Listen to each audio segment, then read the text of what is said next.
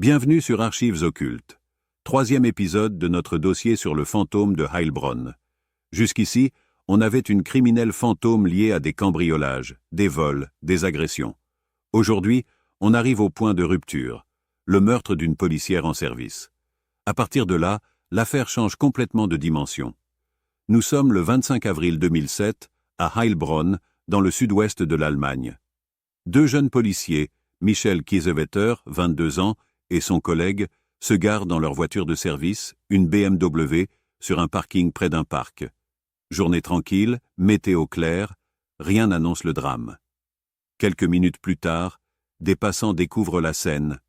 Les deux policiers sont affaissés dans le véhicule. Michel a été abattu d'une balle dans la tête à bout portant. Son collègue, grièvement blessé, survivra, mais sans souvenir précis de l'attaque. Leurs armes de service ont disparu. Deux policiers visés en plein jour dans leur voiture. C'est un choc national. Les enquêteurs fouillent la voiture de fond en comble. Sang, douille, traces de contact. Et là, sur la banquette arrière, sur une petite zone de tissu, ils retrouvent un profil ADN féminin. Le même. Exactement le même que celui retrouvé sur les scènes de cambriolage, de vol et d'autres crimes dispersés aux quatre coins du pays. Pour les policiers, c'est une gifle. La femme inconnue, qu'ils traquent depuis des années, vient d'être reliée au meurtre d'une des leurs. À partir de ce moment, l'affaire bascule. On n'est plus face à une simple voleuse ou à un spectre de laboratoire. On parle d'une criminelle capable de tuer une policière en uniforme, armée, en plein jour. Les médias s'emparent du dossier. On commence à présenter cette femme comme la tueuse la plus dangereuse d'Europe. Les portraits robots imaginaires, basés sur presque rien, se multiplient.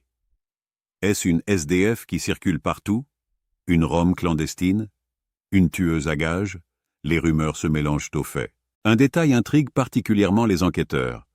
L'ADN du fantôme n'est pas seulement retrouvé sur le tissu de la banquette. On le retrouve aussi sur un fragment de plastique à l'extérieur du véhicule et sur d'autres scènes plus anciennes, totalement différentes. Comme si cette femme avait une capacité surnaturelle à laisser sa trace partout où elle passe, sans jamais être décrite, arrêtée, vue de façon claire. Les policiers plongent alors dans un travail titanesque. Ils passent en revue des centaines d'affaires non élucidées pour chercher le fameux profil ADN dans les archives. Ils découvrent que le fantôme est lié à des faits commis dans plusieurs länders allemands, mais aussi à un braquage en Autriche et même à une affaire en France. Une même femme, plusieurs pays, plusieurs années, plusieurs types de crimes, du jamais vu. Dans les coulisses, la pression est énorme. Une policière a été tuée, et on explique maintenant à la population que le seul indice concret, c'est une trace d'ADN qui apparaît partout, sans visage, sans identité. Les médias parlent d'une supercriminelle. Des politiciens réclament plus de moyens, plus de contrôle, plus de résultats. On n'est plus dans un simple cold case. On est dans une affaire d'image pour la police. Des moyens colossaux sont engagés. Cellules spéciales, coopération internationale, analyse génétique massive. On interroge des communautés entières. On cible des groupes de marginaux. On fait des tests ADN à grande échelle. Et malgré tout ça, pas de suspect solide. Juste cette signature biologique récurrente, comme un tag invisible sur le dos de l'enquête. Le plus fou, c'est que plus les enquêteurs avancent, plus l'histoire devient incohérente. Comment une seule femme pourrait-elle être présente sur autant de scènes, avec des profils criminels aussi différents, sur une période aussi longue? Plusieurs enquêteurs, en interne, commencent à douter discrètement du scénario officiel. Mais l'ADN, c'est la preuve reine.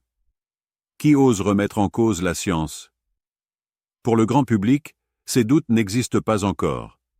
Ce que les gens voient, c'est une tueuse fantôme insaisissable, capable de s'introduire partout, jusque dans une voiture de police, et de disparaître sans laisser autre chose que de minuscules traces génétiques.